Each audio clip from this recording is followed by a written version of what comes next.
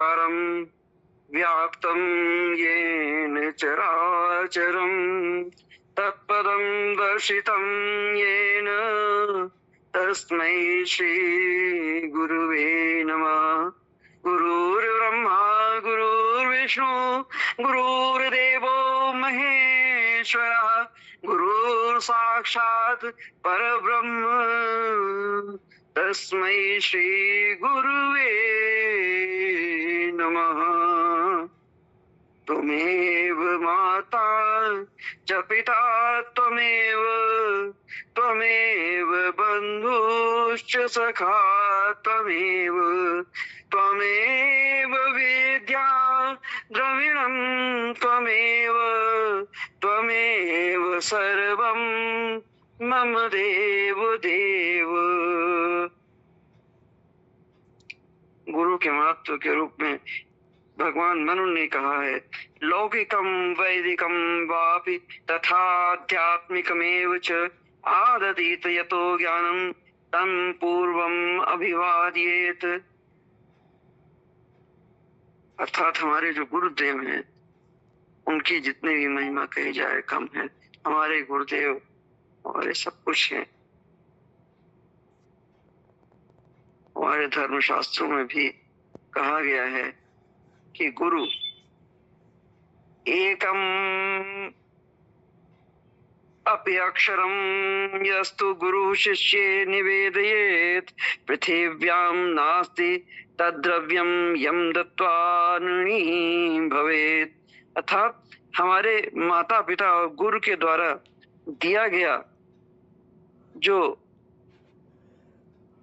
दान है और जो उनका ऋण है उसको हम लोग इस जीवन में कभी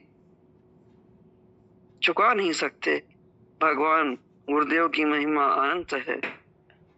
गुरु की सेवा, गुरु की भक्ति के जो उदाहरण हमारे संस्कृति में है उनसे हमें हमेशा प्रेरणा लेते हुए अपने गुरु को अनुग्रहित करते रहना चाहिए।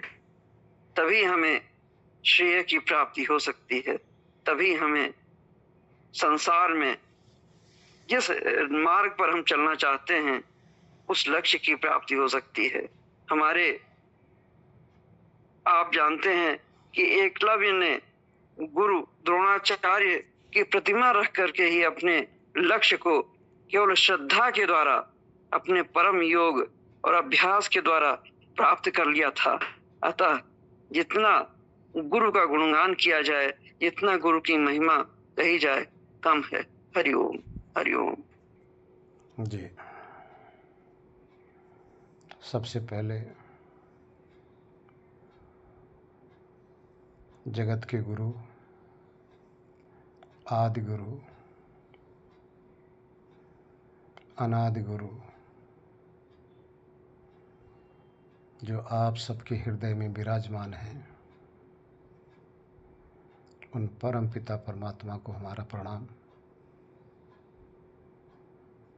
जो सबके अंदर उपस्थित रहकर सबको प्रेरणा देते रहते हैं, सबको ज्ञान देते रहते हैं, सभी के ज्ञान चक्षु को खोलते रहते हैं, जो सबके अंदर विराजमान रहकर भी कभी स्वयं को प्रकट नहीं करते। हम अपनी दृष्टि से उनको अनुभव नहीं कर पाते, लेकिन सर्वत्र और सब में विराजमान है। देखिए, ये परमात्मा, ये ईश्वर जो गुरुओं का भी गुरु है, सृष्टि के आदि से ही सबके गुरु रहे हैं।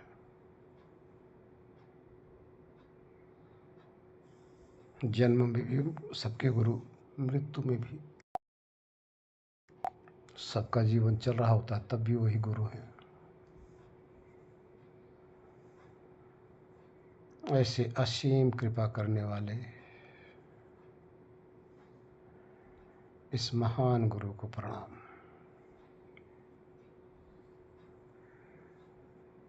देखिए, ऐसे परमपिता परमात्मा सबके अंदर रहते हुए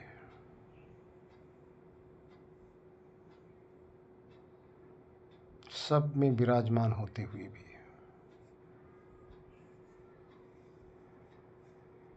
सभी आत्माओं के अंदर होते हुए भी कैसे छिपे रहते हैं।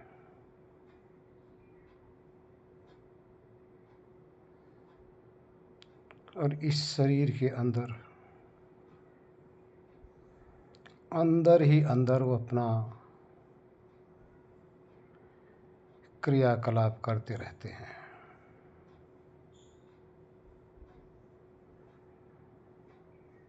अपने पुत्र की, आत्मा रूपी पुत्रों की रक्षा करते रहते हैं।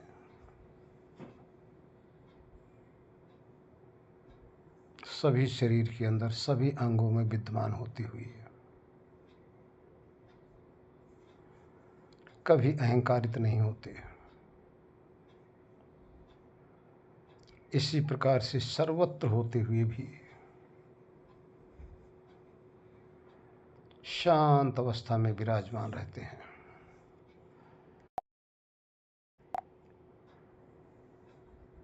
हम सभी आत्माएं अंदर कुछ नहीं देख पाते, अंदर कुछ नहीं कर पाते। हम सभी बाहर क्रिया करते हैं। इंद्रियों से हम बाहर को बिखरे होते हैं। बाहर जितना उनका संसार है उस ईश्वर की लीला है। वो लीलाधारी बाहर भी अपनी लीला दिखाते रहते हैं और अंदर भी। हम ऐसे महान गुरु को, ऐसे महान पिता को, ऐसी महान माता को, ऐसे महान बंधु को हम समझ नहीं पाते,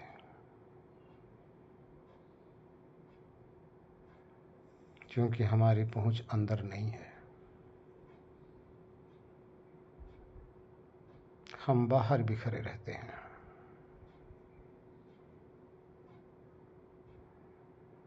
बाहर उसकी माया में लिपायमान रहते हैं, उसी में मोहित होते रहते हैं। और जितनी भी उसकी माया है सब में छवि इसी परमात्मा की। जब सब में उसकी छवि देखते हैं, उसकी लीला देखते हैं, उसकी रचना देखते हैं, तो सब में झांकता हुआ वही प्रभु, वही हमारा गुरु, वही हमारा पिता हमें सब में दिखाई देने लग जाता है।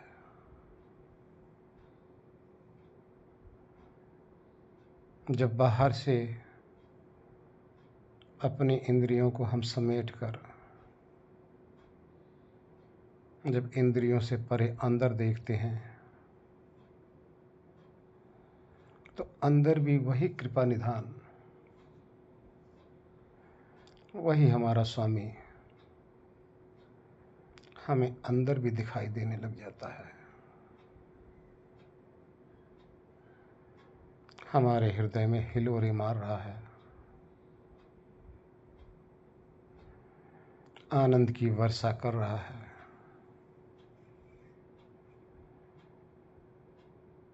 बाह्य मुक्ता होने के कारण से अंदर हम उसके आनंद में भीग नहीं पाते। लेकिन जो संत जन, जो ज्ञानी जन, जो महात्मा जन उस साक्षात गुरु को अपने बाहर भी और अंदर भी जब अनुभव करते हैं, तो अंदर उसके आनंद में भीगने लग जाते हैं, उसके आनंद में डूबने लग जाते हैं। आनंद ही उसका स्वरूप,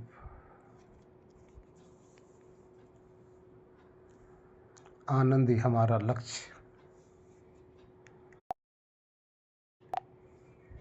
सुख दुख के प्रपंच में हम बाहर भटकते रहते हैं और बाहर से ठोकर खाते हुए इस संसार के उथल पुथल में हम पड़े रहते हैं, जबकि हमारा अंतर्यामी हमारे अंदर ही विराजमान है।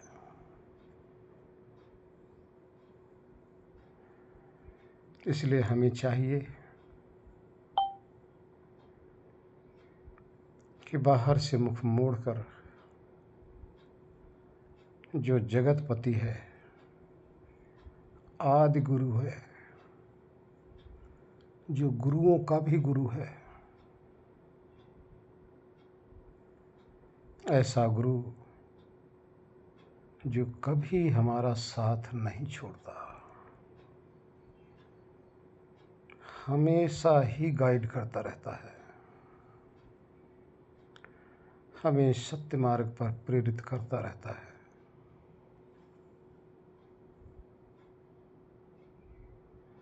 हम समझ नहीं पाते कि हमारा अंतर्यामी हमारे अंदर ही विराजमान है। जगत में जितने भी गुरु हुए हैं और जितने भी आज हैं, जितने भी आगे होंगे, सबका आदि गुरु परमेश्वर ही है। सब इसी ईश्वर में ही शरण पाते हैं, सब इसी ईश्वर का दिया खाते हैं, सब इसी ईश्वर में जीवन व्यतीत करते हैं। जन्म भी यही देते हैं, मृत्यु भी यही देते हैं और जीवन भी यही देते हैं। ऐसे गुरु को बार बार प्रणाम।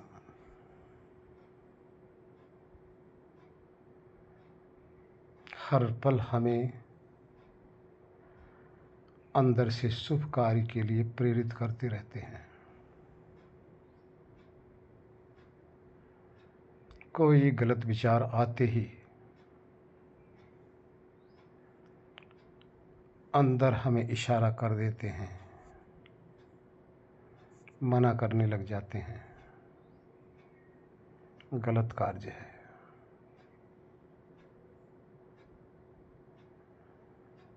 शुभ कार्य के लिए जब मन में कोई विचार आता है तो अंदर से हमें प्रेरणा देते रहते हैं, हमें शाबाशी देते रहते हैं, हमें प्रफुल्लित कर देते हैं। ऐसे गुरु जो जन्म जन्मांतर तक साथ रहते हैं, ऐसे ही गुरु का हमें संग करना है, जो कभी बिछुड़े ही नहीं।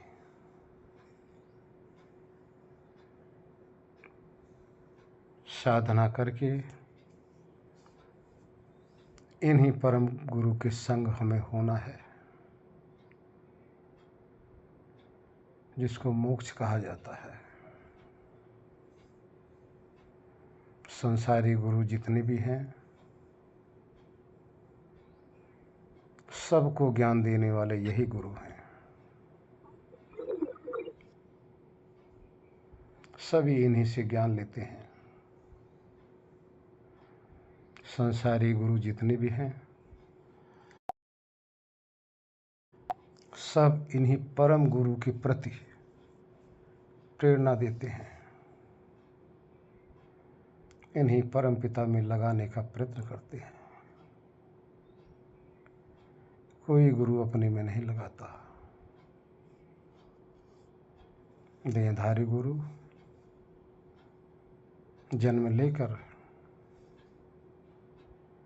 इस परम पिता परमेश्वर की प्राप्ति करते हैं, अनुभूति करते हैं, इनका साक्षात्कार करते हैं, इनकी महिमा का अनुभव करते हैं,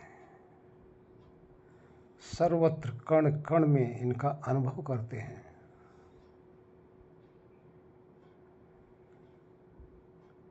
हमेशा ऐसे महान गुरु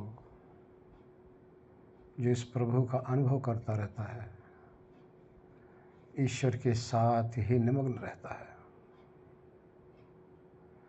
और अपने भक्तों को द्वार बनकर इस प्रभु से जोड़ने का प्रयत्न करते हैं, इन्हीं से मिलाने का प्रयत्न करते हैं। देहधारी गुरु का लक्ष्य ही यही होता है कि आपके अंदर जो आदि गुरु हैं उनके साथ अपना मेल कीजिए, उनका अनुभव कीजिए, उनका दर्शन कीजिए। क्योंकि देहधारी गुरु देह में आकर ऐसे परम पिता परमात्मा का अनुभव कर चुके हैं। जो अनुभव कर लिया होगा तो अपने में क्यों लगाएगा? क्या मिलेगा आपको? अपने में लगाने से कुछ नहीं मिलेगा। अपने पास उसका कुछ नहीं है। जो कुछ है इसी परम गुरु का दिया हुआ है। जो कुछ भी है इस परम परमात्मा का ही है। आप भी उसी से बिछड़े हो। तो देहधारी गुरु का धर्म होता है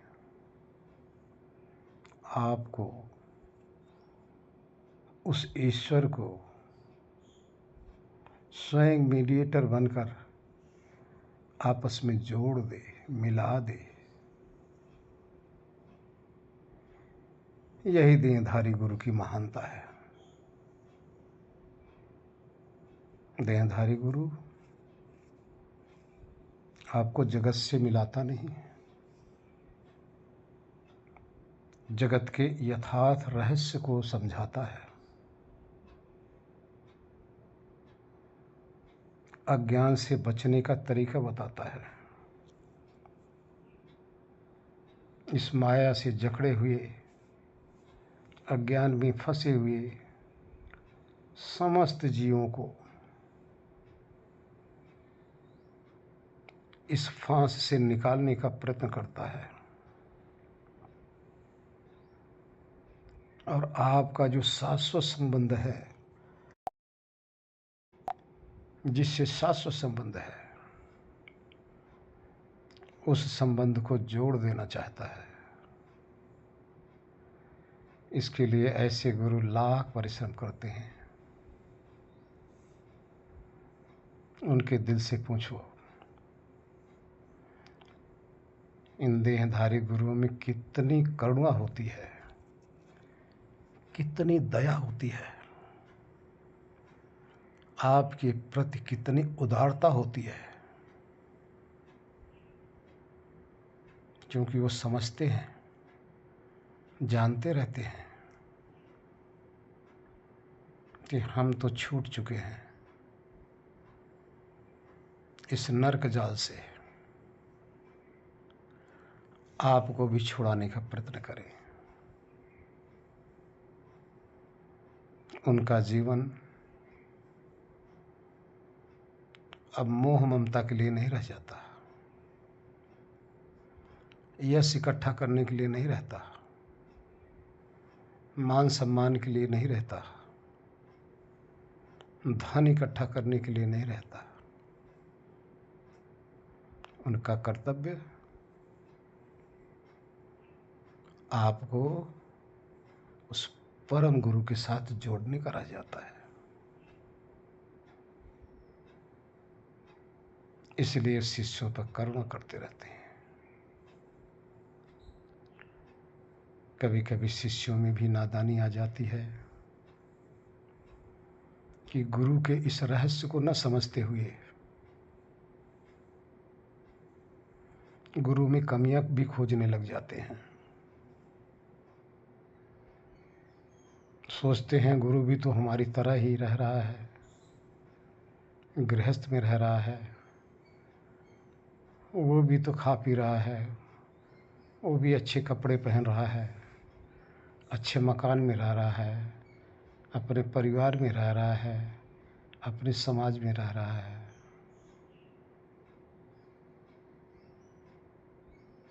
इस तरह से हमारी उल्टी सोच होने के कारण से ऐसे महान ज्ञानी संतों के अंदर भी, गुरुओं के अंदर भी हम कमी खोजने लग जाते हैं।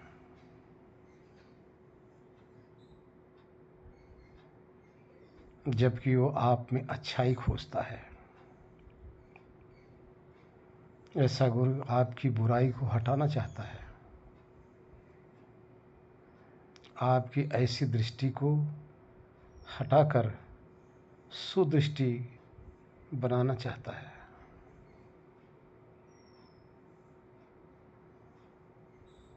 आपको प्योर करना चाहता है, आत्मा को शुद्ध करना चाहता है। ज्ञान के द्वारा समझाकर, पुचकार के, आपसे प्यार करके, आपसे हाथ जोड़कर, आपको आशीर्वाद देकर, आपको डांट कर, हर प्रकार से ऐसा गुरु आपकी उन्नति करना चाहता है। वो आपकी उन्नति में तत्पर रहता है। कभी लाग लपेट की बातें नहीं करेगा, कभी मान सम्मान की बातें नहीं करेगा। इसलिए ऐसे गुरु को परख कर गुरु पे मत सवार हो जाए, ये ध्यान रखना। शिष्य भी गलती करता है, गुरु को स्वतंत्र छोड़ो। आप जैसे और बहुत से अज्ञानी आत्माएं हैं जिनके लिए, जिनके सुधार के लिए भी वो भी तत्पर है। बस आप उसके शब्दों को सुनो, उसकी बातों को ग्रहण करो, उस आधार पर अपना आचरण बनाइए, अपना जीवन सफल कीजिए। तो आपके लिए मरता है, अपने लिए नहीं। परमपिता परमात्मा देखिए आपके लिए सब कुछ कर रहे हैं, अपने लिए नहीं।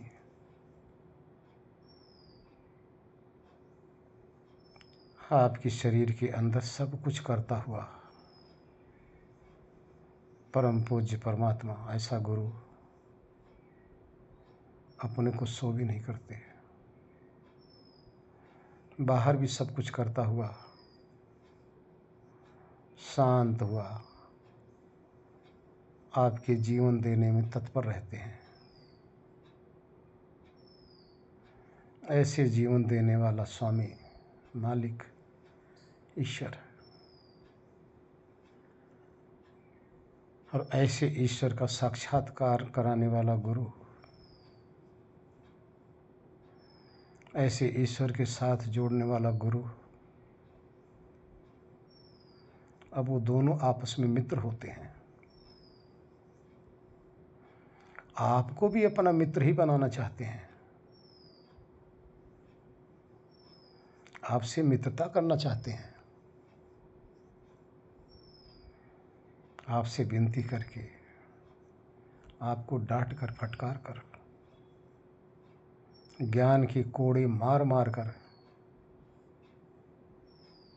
आपको निश्चल करना चाहते हैं, आपको शुद्ध करना चाहते हैं। इसलिए पहली कृपा ईश्वर ने कर दी, आपको मनुष्य शरीर दे दिया। दूसरी कृपा पहले के गुरुओं ने कर दिया, जिनके शास्त्र को पढ़ पढ़कर, जिनके विचारों को पढ़ पढ़कर, सुन सुनकर आपके अंदर प्रेरणा हुई। तीसरी कृपा आपका जीवित गुरु कर रहा है, आपको उधर लगाने के लिए प्रेरित कर रहा है। अब चौथी कृपा आपने करनी है अपने ऊपर। अगर आपने अपनी कृपा अपने आप ऊपर नहीं किया तो परिवार ईश्वर का भी सारा परिश्रम धरा का धरा रह जाएगा।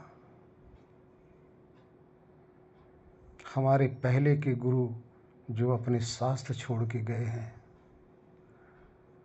उनका भी परिश्रम धरा का धरा रह जाएगा। जो आपका देहधारी गुरु प्रचंड का है, उसका भी परिश्रम धरा का धरा रह जाएगा। इसीलिए आपको प्रेरणा दी जाती है, इसीलिए आपको इधर प्रेरित किया जाता है कि आपके अंदर जिज्ञासा प्रकट हो। आप अपनी जिज्ञासा इसमें बनाए रखो। संसार की आसक्ति से थोड़ी देर तक हटकर आपका जो अपना स्वरूप है इसको पहचानो, और आपके इसी स्वरूप के अंदर जो परमात्मा विराजमान है, आदि गुरु जो आपके विराजमान है, जिससे आप अछूते हो, भटके हो, उस गुरु के साथ लगकर उसके साथ अपनी एकता बनाइए।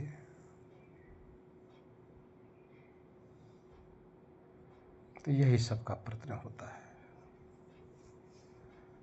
आज गुरु पूर्णिमा के अवसर पर आज से पहले जितने भी महान गुरु हुए हैं, सबको मैं प्रणाम करता हूँ। आज भी जितने इस धरती पे ऐसे संत महात्मा गुरुजन, सबको मैं प्रणाम करता हूँ।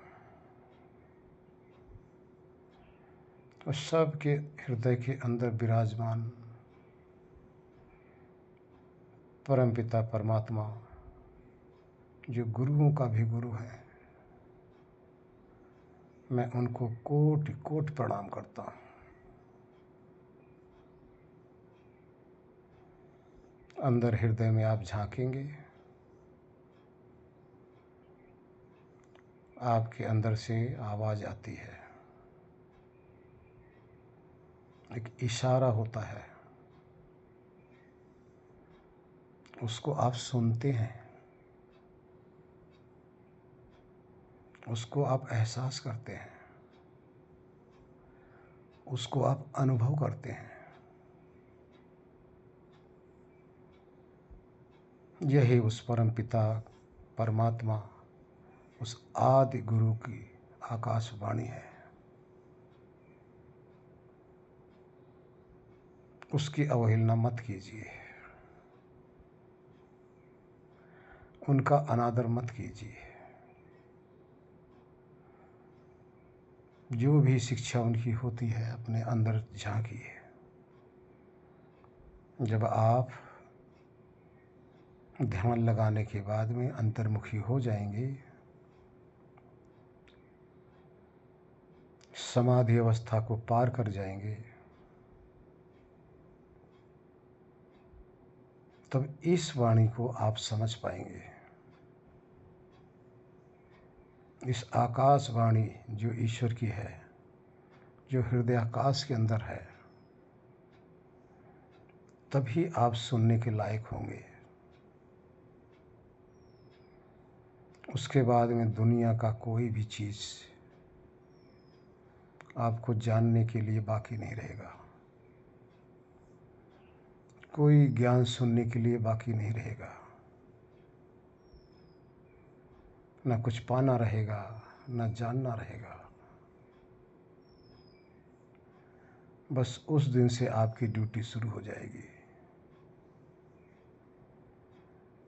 बिछड़े हुए सभी इन आत्माओं को इस परम गुरु से मुलाकात कराने की ये आपकी जिम्मेदारी परमात्मा उस दिन आपको दे देंगे। तो संसार में रहते हुए भी संसार में नहीं रहेंगे। आप संसार से उपराम रहेंगे। संसार का मोह आपको बांध नहीं पाएगा। उस दिन आप अपने आप को अकेला अनुभव करोगे। आपका साथी सिर्फ परमेश्वर को ही नजर पाओगे। उसके सिवा आपका इस दुनिया में कोई साथी नहीं मिलेगा। सारा संसार धोखेबाज मिलेगा। सारी दुनिया मिलने और मिछड़ने वाली मिलेगी। इससे आपका क्या नाता जो मिले और बिछड़ जाए। थोड़े समय के लिए मिले, मोह पैदा कर दे, अज्ञान पैदा कर दे, हमें इस नरक में डुबो दे। ऐसा मिलना भी किस काम का। इसलिए परम पूज्य गुरुवर प्रभु को मेरा बार बार प्रणाम, बार बार प्रणाम, बहुत बहुत प्रणाम। हरिओम। जितने भी देहधारी गुरु होंगे सब ईश्वर का ही तो वर्णन करेंगे ना। किसका करेंगे? ईश्वर की माया, ईश्वर की लीला, उसी का तो वर्णन करेंगे ना। तो उन्हीं के प्रति तो आपको प्रेरणा देंगे। तो विशेष महत्व तो सिर्फ उन्हीं का है ना मेरे भाई। चतुर्थ मास आने वाला है। पहले संत महात्मा ऋषिगण सारे कार्य छोड़कर उस परम पिता परमात्मा की चतुर्थ मास किया करते थे। यानी 4 महीने उसी गुरु के साथ उन्हीं में तल्लीन रहा करते थे, साधना में रत रहते थे। तो मुख्य तो वही है, बाकी तो सब उनसे मिलाने वाले हैं ना। जो ऐसे परम गुरु को जान लिया, ईश्वर को जान लिया, जानने वाला भी आपका गुरु है, ध्यान रखना। जो आपका परम गुरु है, इनको जानने वाला भी आपका गुरु है। दोनों सम हैं। ईश्वर और ईश्वर से मिलाने वाला दोनों सम हो गए। सम न होते तो ये देहधारी गुरु कैसे उस ईश्वर से मिलाता आपको। बहुत बहुत दोनों की कृपा है। बहुत ही महत्व है दोनों का। नारायण। देखिए, बराबर का अर्थ यहाँ ये नहीं समझना चाहिए कि मिलाने वाला गुरु ईश्वर हो गया। मिलाने का अर्थ सिर्फ इतना समझो कि मिलाने वाला भी बहुत महान है। वो तो सर्वश्रेष्ठ है और इकलौता है, ईश्वर जो आदि गुरु है। लेकिन जो मिलाने वाला है वो भी श्रेष्ठ है। तभी तो आपको श्रेष्ठ ही तो आपको श्रेष्ठ के साथ मिला पाएगा ना। जो जैसा रहता है वैसे को मिलाता है। समाज में देखिए, समाज में जैसा प्राणी होगा वैसा उसका आचरण होगा, वैसा उसका संग होगा। लेकिन